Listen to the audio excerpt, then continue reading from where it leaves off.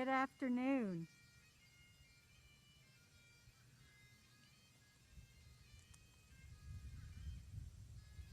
Please join me in a moment of stillness, recognizing the gift and beauty of this day, this place, and all the members of the Sweetbriar community.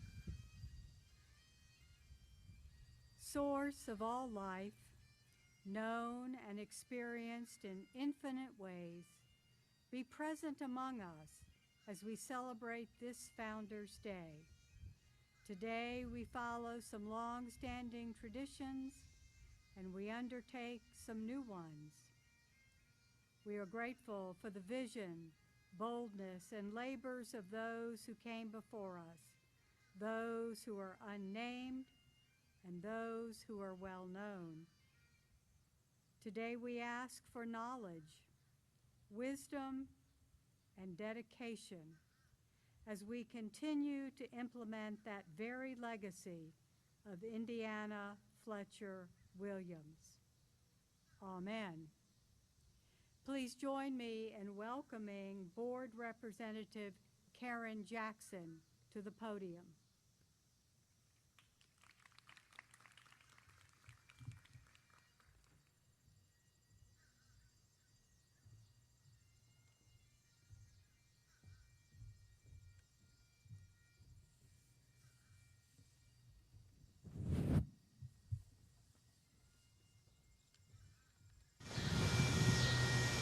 Good afternoon. It's an honor to be here on behalf of the board of Sweetbriar College.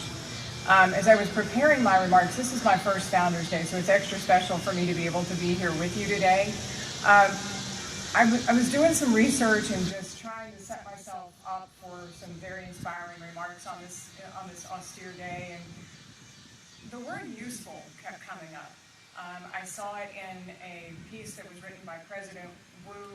I went back and reviewed the charter of Sweetbriar, and the word useful came up, that this was to be a place for the training of women in useful pursuits.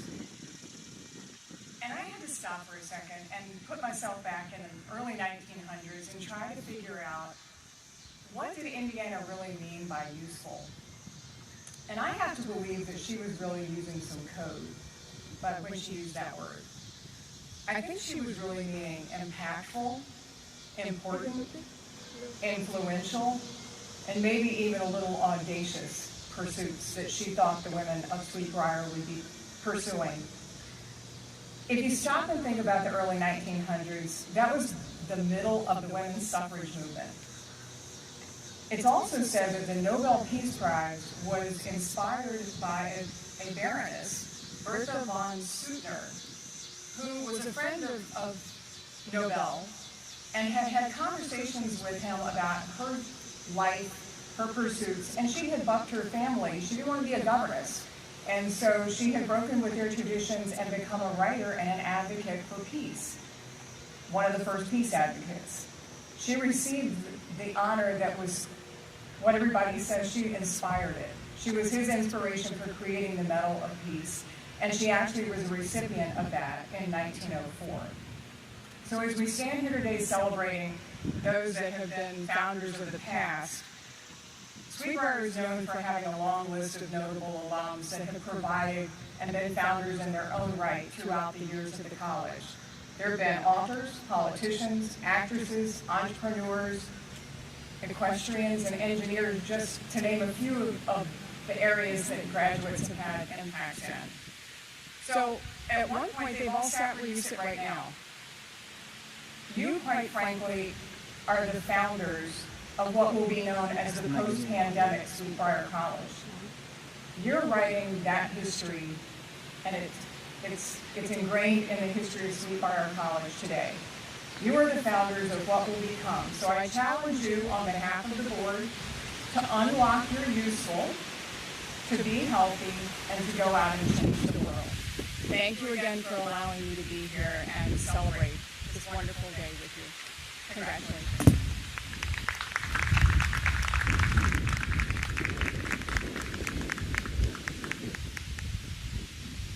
I am so sorry. I got so excited.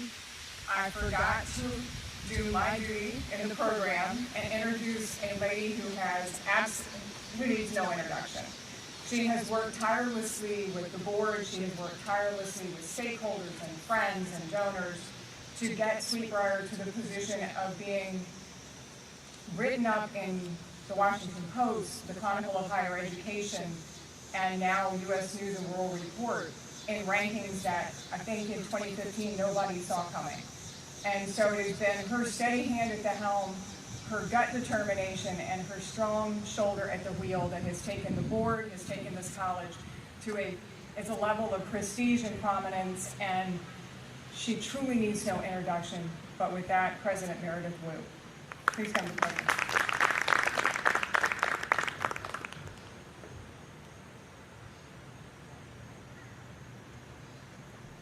Good afternoon. Even Tropical Storm Sally is a lady today, and she's staying away. And I'm so happy to see you here.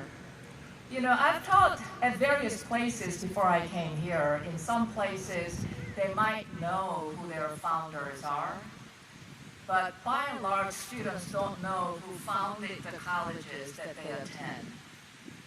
Here we have the Founders Day. We remember our founders, and I think it's important because it's very important to know where you come from. It's very important to know your origins, because without knowing your origins, in many ways, you can't know who you are. So let me say a couple things that are important about where we came from, our origins. One is that if it takes a village to raise a child, it certainly takes a village to found a college.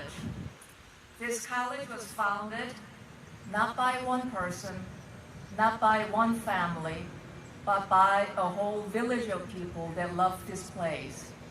And that includes not only the founding fathers, founding mothers, but also generations of people, the people who worked here, African American people that worked on this campus. It's generations of Monacan Indians who also worked on this campus. And over time, it has become a community that's very tightly woven with great influence and great distinctiveness. And so always remembering where we came from, that it took more than a woman or a family to raise this village, to raise this institution. I think that's very important. And today we're grateful to them and their foresight to enable us to reach where we are. The other thing that I think is important about our origin and where we are is this. You know, what we have become, Karen Jackson spoke a little bit earlier as being the iconic place today in the post-pandemic age. And who would have thunk it? But I think what I understand is this. We are a liberal arts college that prepares women to lead and sustain the world with ethics and responsibility for stewardship, for our environment, and for our future. And I would like to say that there is no such place on earth but ours. And when we look at where we are today, as that liberal arts college with that responsibility to prepare women to lead our society to be sustainable, with that ethics and that responsibility, there isn't a place like this, and in part because we were very different when we started. At our origin, we were already a place where people cared very deeply about knowledge, about inquisitiveness, and about our environment, and the beauty of our environment. As you know, the college was named or was created in honor of a little girl. She was only 16 years old when she passed away.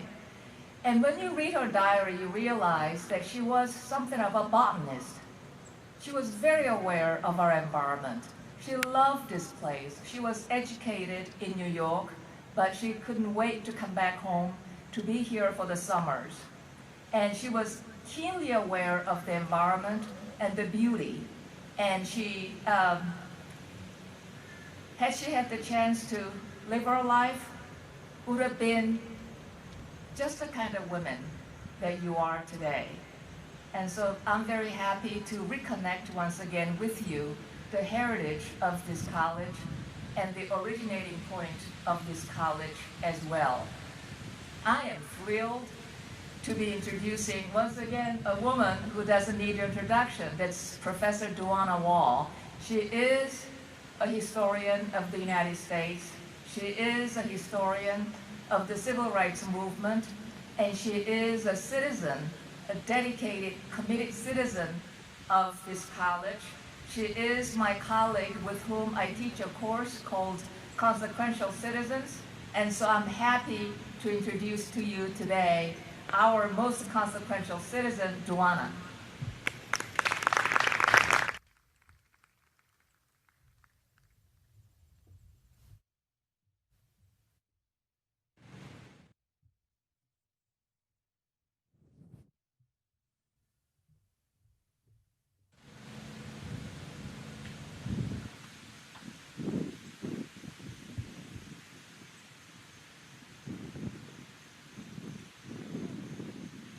Good afternoon, Sweetbriar.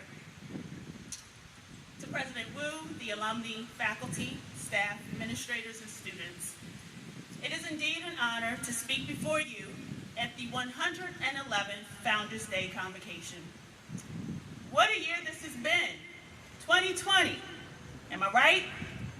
Who would have thought that as we plan the dawn of this new decade, that this year would bring a global pandemic, protests over racial injustice, a threat of war with Iran, raging wildfires in Australia and on the West Coast, murder hornets in East Africa, swarms of locusts, an active hurricane season on the Atlantic and Gulf Coast, an earthquake in Amherst County, and gaining the quarantine 15. So please, no one say, what else could happen in 2020? Let's just leave that alone.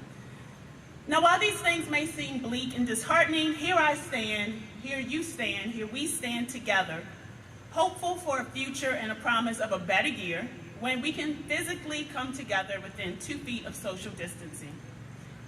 And it's fitting to look backward to reflect on who we are and who we will be. Today, I have the honor of remembering the roles of Sweetbriar's founders, both visible and invisible, at our Founders Day Convocation, so echoing many of the thoughts that have already been spoken today. I want to talk with you about institutional history. How do we go about recording these histories of our institution? Which stories shall we tell, and why does this matter? The institutional history of Sweetbriar College. I suppose in some way this focus on history is a little self-serving. After all, I am a professor of history here at Sweetbriar. I love history. I can talk about history as much as possible. It's my job. I've got bills. But in all seriousness, institutional history offers a perspective of how we craft identity. It provides us with an opportunity to see how the world sees us, and more importantly, how we see ourselves. So what is Sweetbriar's institutional history? Well, it's more than a place, it's more than a building, it's more than one single person. It's the sum total of all of these things that make us a community. And this becomes our identity. The history of Sweetbriar is a story about aspiration, perspiration, and inspiration, which has been told time and time and time and time again.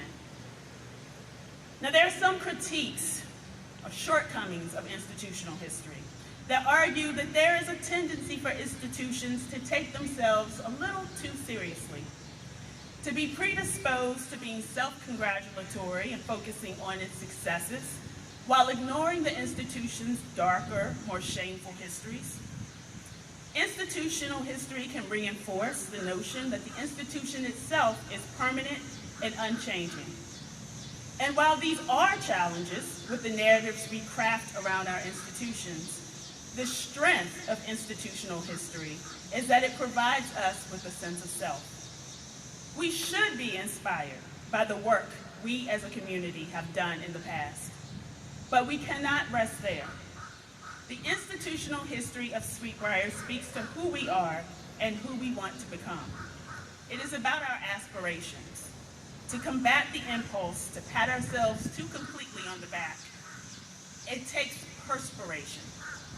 No greater story of this perspiration can be told than that of the 2015 unpleasantness when Sweetbriar alumni bonded together and raised millions of dollars to keep the college open. And this has resulted in a growing Sweetbriar community today. I'm humbled to be speaking before you. When I accepted the teaching position here 2 years ago, I became the first Black woman on faculty in this institution's history. To think that I would not have been able to attend this institution at its inception in 1901, but now can teach and deliver this year's Founders Day speech gives me pause. Thank you. I hope it gives you pause too, but the sheer fact that I am here today speaks to the dynamism of Sweetbriar's history. It does not remain static. It changes, it evolves. The aspiration to be inclusive. We are part of the process of making new narratives and new legacies. Sweetbriar began in the memory of Indiana and James Henry Williams' much beloved daughter, Daisy. And when Daisy died at a young age of a genetic disorder, it devastated both of her parents. When her father died a few years later, it crushed Indiana. A mother's grief turned beauty this college from ashes.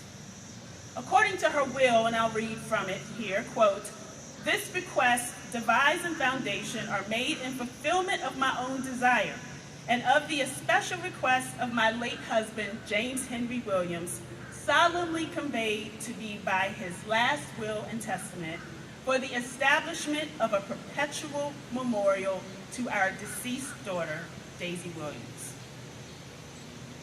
A perpetual memorial of our deceased daughter, Daisy Williams. Memory. How do we think about our collective past? What legacy would Indiana Fletcher Williams reflect upon from her past? How did her fidelity and love of this landscape shape her attachment to this place? What impact would the plantation her father, Elijah Fletcher, bequeathed to her yield? What legacy would Indiana Fletcher Williams leave for the future? The dream of Sweetbriar College in 1901 came to realization in 1906 as a running, functioning school for young Southern women. At a time when Southern women were trained in domestic arts, Indiana Williams and the early board of directors pushed for a liberal arts education. This expansive education would, quote, offer the young women of the South carefully formulated courses of study leading to degrees of high grade and proper adaptation to the needs and capabilities of the female mind. It would also prepare women to be, quote, useful members of society, which has been voiced earlier today. Sweetbriar graduates would go on to become engineers, art curators, physicians, politicians, educators, actors, journalists, writers, equestrians, and so much more. And this mission of educating young women is as critically important in the 21st century as it was in the 20th century. Recent statistics state that 2% of all female graduates went to women's colleges. 30% of rising business women in corporate America went to women's colleges. 1/3 of Fortune 1000 female board members graduated from a single-sex institution. And in the past 5 years, the enrollment at women's colleges has trended upward. Institutional history. is more than a place, it's more than a building, it's more than a single person. It is the sum total of all of these things that make us a community. So how has Sweetbriar collected its history? One way is through the archives. Now, the archives began to collect photographs, and there are a lot. Feel free to go to the library and you can see boxes and boxes and boxes of those photographs. Artifacts, letters, diaries, and other institutional materials such as the alumni bulletins and yearbooks. Its chief goal is to preserve the history of Sweetbriar. Another way Sweetbriar collected its history, it was through curriculum. In the mid-1980s, the history department began teaching a popular course called Doing Sweetbriar History. And through this course, students touched archival materials that had formulated the identity of the college. Students began crafting narratives about this past. And this year, in a shameless plug, because I've got a mic and I can, I'm teaching a course entitled History Detectives, where students can share the stories they uncover in a curated website by using the archival collection. Even still, Sweetbriar told its story through a brick and mortar building, the Sweetbriar Museum. The museum was headed by Anne Marshall Whitley, class of 1947. Whitley was a legacy student. Her mother, Edith Durrell, class of 1924, has cemented her love of the college through stories about Sweetbriar. Whitley collected pictures, articles, books, jewelry, clothes, and furniture, and through the museum, she curated a narrative of Sweetbriar, of the Fletcher Williams family, and students' experiences. Whitley's very life itself is an exemplar of the far reach of institutional history. She was a student, she became an alumna, an employee, and ultimately a chronicler of Sweetbriar's past. More recently, the institutional history has adopted a more expansive view to include that of enslaved African-American workers who labored on the Fletcher Williams plantation. In the early 2000s, Dr. Lynn Rainville and students uncovered the burial grounds of these workers.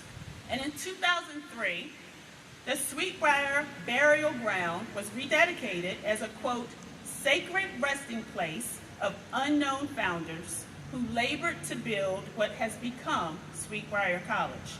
We are in their debt. These different means of conveying the college's institutional history give shape to its identity. Again, institutional history is more than a place, it's more than a building, it's more than a single person. It is the sum total of these things that make us a community. Traditions are also part of the fabric of the college institutional history. The daisy ceremony, tap clubs, bigs and littles, step singing, lantern bearing, fancy hat brunch, junior week, the job scroll game, quad box, holla holla holla, and many more.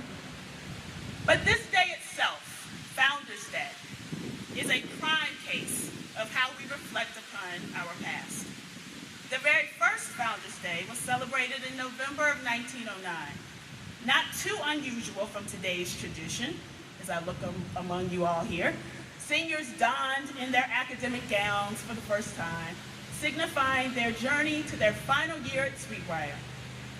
In the 1910 Briar Patch yearbook, it's quoted as saying, the staccato notes of the march heralded the approach of the academic procession. The seniors led. Their stately tread, solemn faces, and black gowns suggested a funeral procession. But this idea was soon dispelled when the faculty followed, displaying the rich colors of half a score or more of the leading colleges and universities. The turn in the aisle suggested the rainbow, and when President Benedict brought up the rear, lo, to be sure, there was a pot of gold in the hood which graced her Joseph-like gown. Kind of poetic, right? This day has become institutionalized. It's a tradition. Underclass women put on their white dresses, seniors wear their robes, and everyone goes on that long, long, long, long trek to Monument Hill to lay daisies on Daisy's grave. So why is this institutional history so important? Well, it's vital for us to learn. This history provides us with an identity and helps us forge a powerful sense of community. It allows the world to see us, but it also gives us a voice in how we see ourselves. But as I've mentioned earlier, the making and often remaking of history is not a static process. It moves. It should move. The aspirations attached to this perpetual memorial to Daisy necessitates continuous hard work. It is through this perspiration that we get inspired, and this process is cyclical.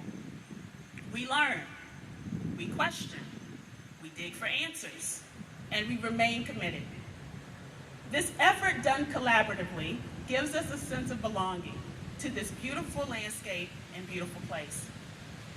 Perhaps illustrative of this process is the college's current effort to produce a more inclusive view of who we are. As the chair of the Diversity, Equity, and Inclusion Presidential Task Force, efforts are being made to integrate a broader picture of the college into our institutional life. The original, more visible founders of Elijah Fletcher, his children Sydney, Lucian, Betty, and Indiana remain a fixture in this institutional narrative.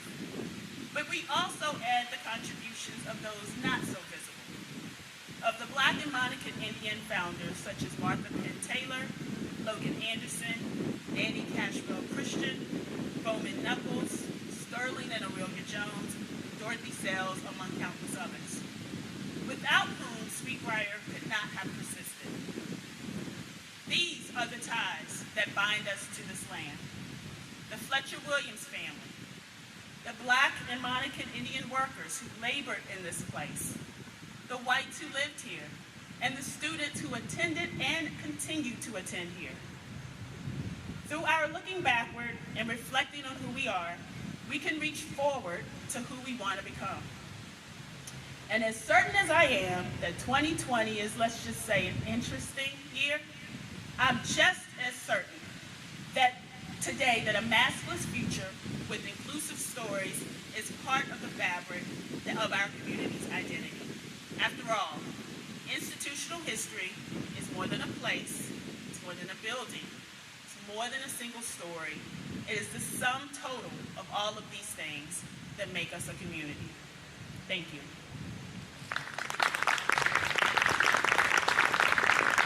I want to next invite Dean Garrett to the podium for student awards.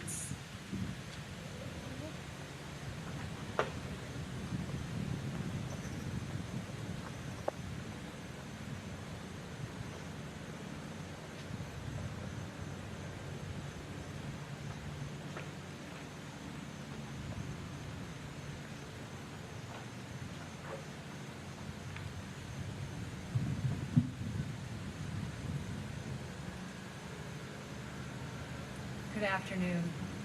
I'm so happy to be here with you today and announce these awards at our convocation. Given our current social distancing requirements, the class of 2022, class of 2023, and class of 2024 award recipients can't be here with us to be recognized. But I hope that you will do your best to offer them congratulations when you next see them. The college annually recognizes academic achievement by conferring upon the highest ranking members of each class the honorary title of Emily Watts McVeigh Scholar, a designation that bears the name of the second president of Sweetbriar College. The McVeigh Scholars for the 2020-2021 academic year are Rania Aljak, class of 2021, Ella Lekti, class of 2022, and Shannon Huth, Katika Katani, and Allison Wandling from the class of 2023. Rania, would you stand to be recognized?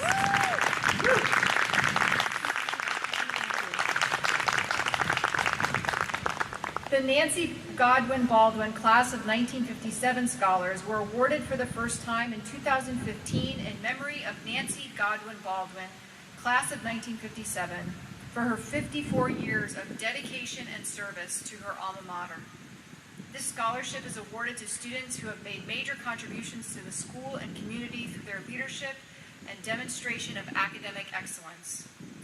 The scholars for this year from the class of 2021 are Sydney Campbell, Angelica Lindberg, Madeline McAllister, Lillian Peterson, and Samantha Runyon. Please stand to be recognized.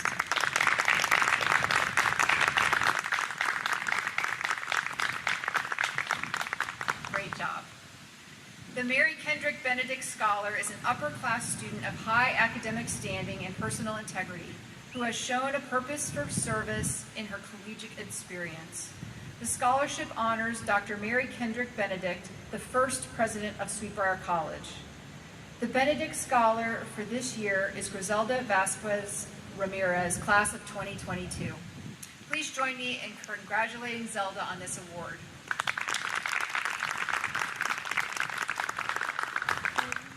The Sarah Porter Baimler Class of 65 Scholarship was established in 2006 to recognize a first-year student that exemplifies the qualities of leadership, character, and integrity, as well as academic and extracurricular achievement, balanced with participation in sports, dance, and other health-related activities.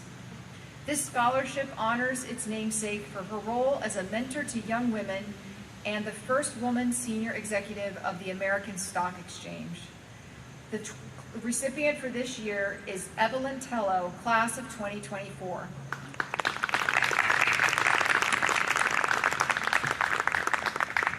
The Legacy Scholar was established in 1974 by the Alumni Association to honor an alumna legacy student in either the junior or senior class who has demonstrated at Sweetbriar the traditions of sound learning and social responsibility which have characterized the alumni of the college since its founding. This year's Legacy Scholar is Kate Balding, Class of 2021. Katie, please stand to be recognized.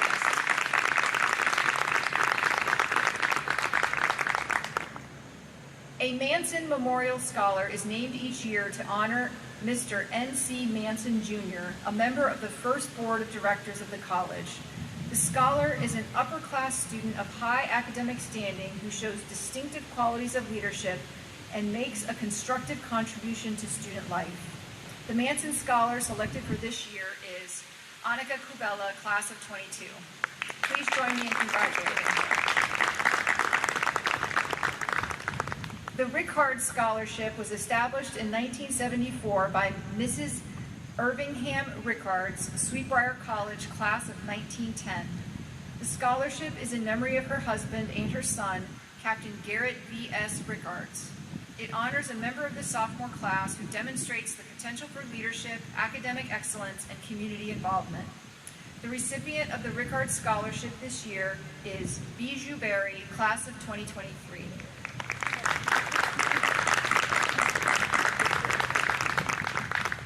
The Mary McIntosh Scherer Merit Scholarship was established in 1980 by the Friends of Mary McIntosh Scherer of the class of 1939.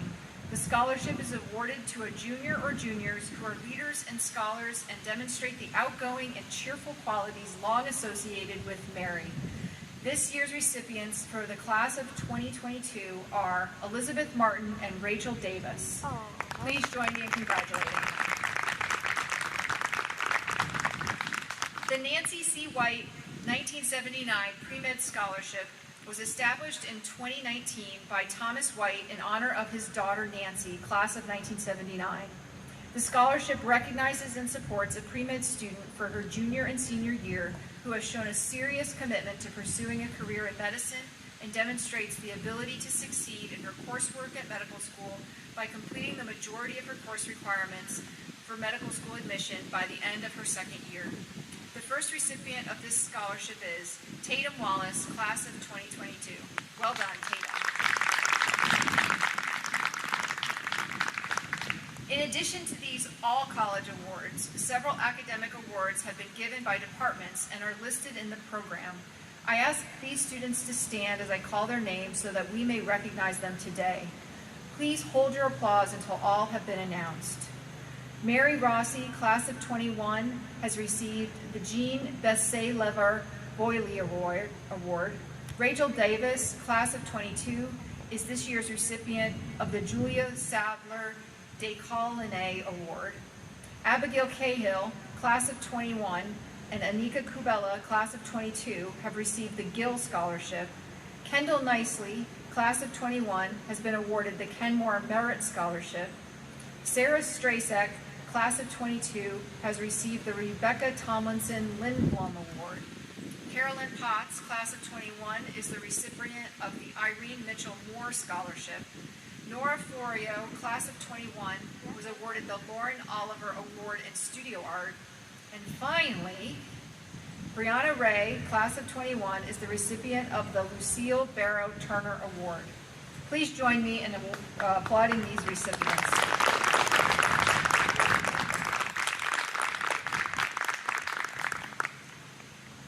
I congratulate all of you, even those of you who haven't received an award, those of you in the senior class who are on your final lap here at Sweetbriar College.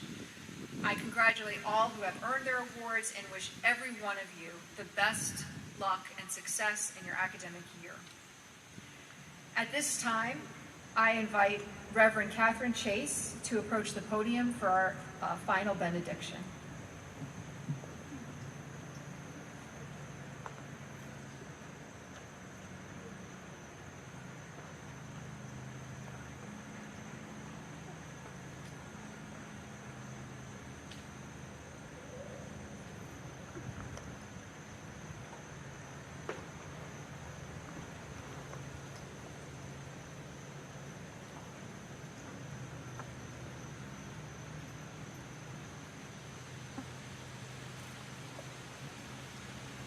As you make your way to Monument Hill, I encourage you to open the eyes and ears of your hearts to see and to hear the great cloud of witnesses who mingle with us today and every day on this campus.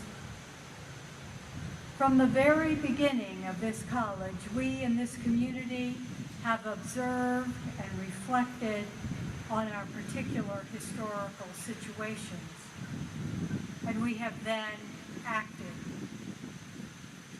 World War I, the Great Depression, and World War II.